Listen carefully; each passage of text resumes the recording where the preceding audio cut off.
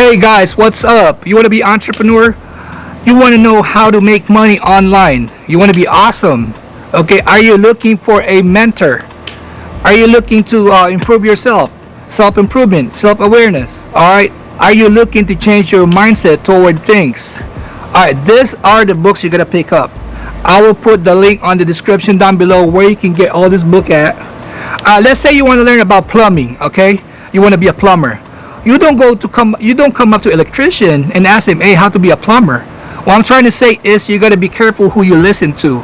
You gotta be careful who you taking advice with.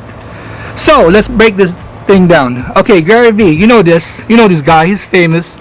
Jab jab right hook. That's number one. Live leverage. Okay, how to get more done in less time, outsource everything, and create your ideal mobile lifestyle.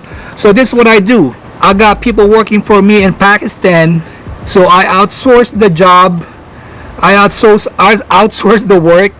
He get it done for me, so I got more, free up my time. Mindset, okay. Changing the way you think to fulfill your potential. Alright, this is big right here. To reach your full potential, you gotta change your mindset. Okay, how to be freaking awesome.